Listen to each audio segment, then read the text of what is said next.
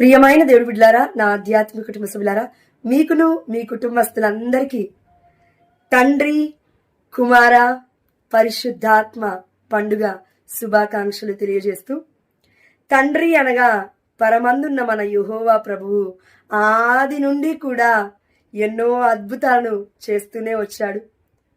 కుమారుడి ద్వారా ఈ లోకానికి రక్షణిచ్చాడు, రక్తాన్ని చిందించి. పరిశుద్ధాత్మ ద్వారా మనకి రోజు తన యొక్క బోధనలను పరిచయం చేస్తూ ఉన్నాడు.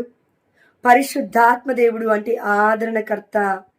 మనల్ని అనాథలుగా విడిచిపెట్టకుండా మనల్ని ఎల్లవేళలా ఆదరిస్తూ నేనున్నాను బిడ్డా అని ఆ యేసుప్రభుల వారిని, తండ్రి యెహోవాని ఎల్లవేళలా గుర్తు చేస్తూ మనలోనే నివసిస్తున్న పరిశుద్ధాత్మ దేవుడి యొక్క యుగములో ఈ రోజున మనం ఉన్నాము.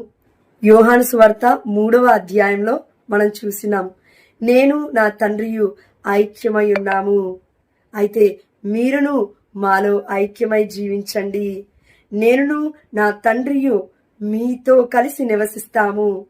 పరిశుద్ధాత్మ దేవుడు ఆదరణకర్త మిమ్మల్ని ఆదరిస్తాడు, మేము ముగ్గురము కలిసి మీలోనే నివసిస్తాము అని యోహాను సువార్త 14వ అధ్యాయము 16, 17, 18 వచనాల్లో మనం చూసినాం.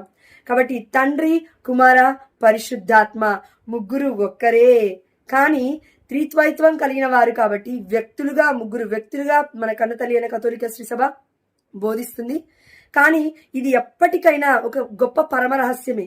పరిశుద్ధాత్మ దేవుణ్ణి మనం బాధ పెట్టకుండా, ఇదిగో మనం ఆనంద పెడితే ఆ దేవాతి దేవుడు ఎవరికైతే ఆ పరమ రహస్యాన్ని బోధించాలని ఆశపడతాడో అప్పుడే తండ్రి, కుమార, పరిశుద్ధాత్మను గొప్పగా కాకపోయినా ఎంతో కొంత వివరించే పరిశుద్ధాత్మ జ్ఞానాన్ని ఆ దేవాతి దేవుడు మనకి ఇస్తాడు.